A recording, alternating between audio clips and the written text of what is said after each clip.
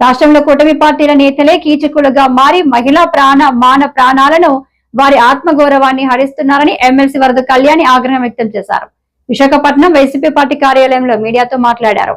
పెళ్లి చేసుకోకుండా ఉంటే ఆమె జీవితానికి వెల కట్టాడు. ఇప్పుడు సెటిల్మెంట్ చేయడానికి ప్రయత్నిస్తూ ఉన్నారు. ఎంత ఘోరంగా ఈ మంత్రులు తెలుగుదేశం పార్టీ అధికారంలోకి వచ్చాక వాళ్ళు ఏ విధంగా తెలుగుదేశం పార్టీ నాయకులు తప్పులు చేస్తే వాళ్ళకి కవర్ చేసుకుంటూ సెటిల్మెంట్ చేస్తూ వాళ్ళకి అండగా ఉంటున్నారో అర్థమవుతుంది. జనరల్గా ఏ ప్రభుత్వంలో అయినా పోలీసులైనా ప్రభుత్వమైనా బాధితులకు అండగా ఉంటుంది, బాధించిన వాళ్ళకి శిక్షలు వేస్తారు. కానీ ఈ కూటమి ప్రభుత్వంలో మాత్రం పూర్తిగా రివర్స్లో ఉండి బాధితులకి సపోర్ట్ చేయకుండా వాళ్ళకి అన్యాయం చేస్తూ ఉండే పరిస్థితి ప్రతి సందర్భంలో కూడా చూస్తూ ఉన్నాము. అలాగే హోమ్ మినిస్టర్ గారు తీసుకుంటే ఆవిడ ఒక మహిళ అయ్యుండి కూడా ఎన్ని సంఘటనలు జరిగినా, మహిళల మీద ఎన్ని అఘాయిత్యాలు జరిగినా, ఎన్ని దాడులు జరిగినా, ఎన్ని హత్యలు జరిగినా, ఎన్ని అత్యాచారాలు జరిగినా కూడా ఆవిడ కనీసం స్పందించరు. గతంలో ఈ కూటమి ప్రభుత్వం అధికారంలోకి వచ్చిన వెంటనే ఆవిడ ఏం చెప్పారు? ఈ కూటమి అధికారంలోకి వచ్చింది, ఈ రాష్ట్రంలో ఉన్న మహిళలందరూ ప్రశాంతంగా నిద్రపోవచ్చు అన్నారు. అమ్మ హోమ్ మినిస్టర్ గారు, ఎక్కడ ప్రశాంతంగా మహిళలు ఈ రాష్ట్రంలో నిద్రపోతున్నారు? మీ తెలుగుదేశం పార్టీ నాయకులు, తెలుగుదేశం పార్టీ కార్యకర్తలే మహిళల్ని వేధించి ఈ విధంగా ఇబ్బందులు పెడుతూ ఉండే పరిస్థితి అడుగడుగునా చూస్తూ ఉండే పరిస్థితి కనిపిస్తూ ఉంది. ఏ సందర్భంలో అయినా మీరు ఎక్కడైనా స్పందిస్తున్నారా? కనీసం ఆ బాధితులకు అండగా నిలుస్తున్నారా నేను అడుగుతూ ఉన్నాను. మాట్లాడితే ఎంతసేపు కూడా జగనన్నను తిట్టడానికి, ప్రెస్ మీట్లు పెట్టడానికి మాత్రం ముందొస్తూ ఉంటారు. కానీ ఇన్ని సంఘటనలు జరిగినప్పుడు మీరు ఎందుకు స్పందించట్లేదు అని మిమ్మల్ని ప్రశ్నిస్తూ ఉన్నాను. అలాగే ఈ మచిలీపట్నం విషయంలో తీసుకుంటే తల్లి న్యాయం జరగట్లేదని ఆత్మహత్య యత్నం కూడా చేసుకోవడానికి ప్రయత్నించి పురుగుల మందు తాగేయడం జరిగింది.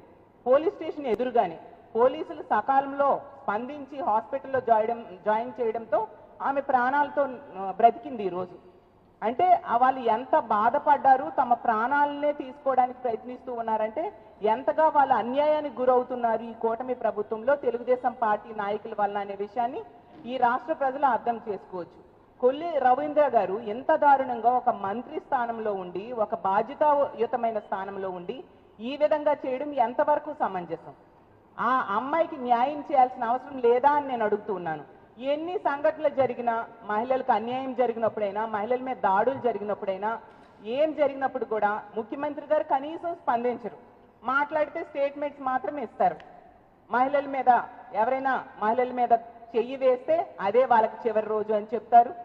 పవన్ కళ్యాణ్ గారు, డిప్యూటీ సీఎం గారు మాట్లాడితే మహిళల మీద ఎవరైనా చెయ్యి వేస్తే వాళ్ళ తాట తీస్తానని చెప్తారు. వీళ్ళందరూ స్టేట్మెంట్స్కి పరిమితం, చేసే పనులు మాత్రం బాధితులకి అన్యాయం చేయడం, బాధించిన వాళ్ళకి సపోర్టుగా ఈ మంత్రులందరూ నిలబడడం. ఈరోజు తీసుకుంటే ఈ రాష్ట్రంలో మహిళల్ని వేధించేది, హింసించేది, హత్యలు చేసేది మ్యాక్సిమం తెలుగుదేశం పార్టీ వాళ్ళే ఉండే పరిస్థితి మనం చూస్తూ ఉన్నాం. అది ఈ ఏడాది పాలనలో ప్రతి సంఘటన కూడా రుజువు చేస్తూ ఉంది. ఎన్నో సంఘటనలు తీసుకుంటే మొన్నటికి మనం చూసాం. రాప్తాడు నియోజకవర్గంలో 14 సంవత్సరాల దళిత బాలికను 6 నెలలు 14 మంది తెలుగుదేశం పార్టీ కార్యకర్తలు దారుణంగా గ్యాంగ్ రేప్ చేస్తే కనీసం కేసు పెట్టలేదు. మా వైఎస్ఆర్ కాంగ్రెస్ పార్టీ నాయకులు అక్కడ ఆందోళన చేస్తే అప్పుడు తూతూ మంత్రంగా కేసు పెట్టి కొద్ది మందిని అరెస్ట్ చేయడం జరిగింది. ఎంత దారుణం! 6 నెలలు ఒక దళిత బాలికను గ్యాంగ్ రేప్ చేసినా పట్టించుకొని నిర్లక్ష్యం ఈ ప్రభుత్వంలో మనకు కనిపిస్తూ ఉండే పరిస్థితి. ఈ అన్ని సందర్భాల్లో కూడా ప్రభుత్వం తాలూకా వైఫల్యం, పోలీసుల నిర్లక్ష్యం క్లియర్గా మనకు కనిపిస్తూ ఉండే పరిస్థితి.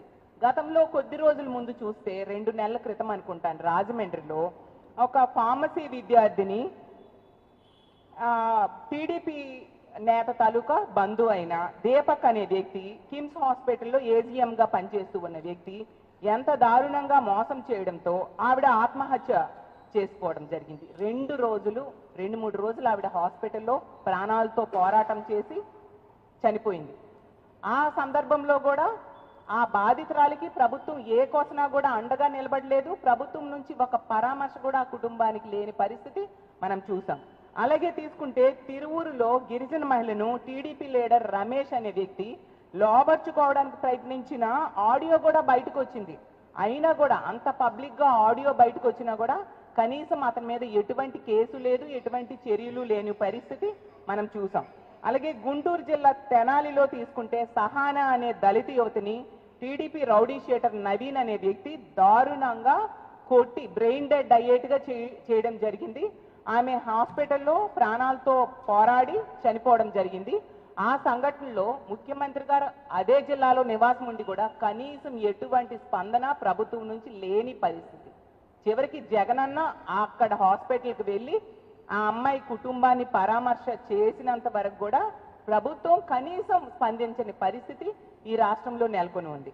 అలాగే తీసుకుంటే తిరుపతిలో కిరణ్ రాయల్ అనే జనసేన వ్యక్తి వలన లక్ష్మి అనే బాధితురాలు ఎంత ఘోరంగా మోసపోయి ఆవిడ ప్రెస్ ముందుకు వచ్చి కన్నీరు పెట్టుకున్నా కూడా కనీసం స్పందించిన సంఘటన మనం చూడలేదు. ఆ కిరణ్ రాయల్ అరెస్ట్ చేసిన సంఘటన కూడా మనం చూడలేదు. అలాగే తీసుకుంటే టీడీపీ ఎమ్మెల్యే కోనేటి ఆదిమూలం తన దగ్గర పనిచేసే మహిళకి దారుణంగా మోసం చేస్తే, లైంగికంగా వేధిస్తే ఆమె ఈ రాష్ట్రంలో ప్రెస్ మీట్ పెడితే ఆమెకి రక్షణ ఉండదు అని హైదరాబాద్ వెళ్ళి ప్రెస్ మీట్ పెట్టి తన ఆవేదన చెప్పుకుంటే తెలుగుదేశం పార్టీ ఎమ్మెల్యే అయిన ఆ కోనేటి ఆదిమూలం మీద కేసు లేదు, ఒక అరెస్ట్ లేదు. మరి ప్రభుత్వం ఎందుకున్నట్టుగా నేను అడుగుతూ ఉన్నాను. ఇన్ని సంఘటనలు జరుగుతున్నాయి కదా, ప్రభుత్వం స్పందించాలి కదా. మీకు ఓట్లేశారు మహిళలు, అందువల్ల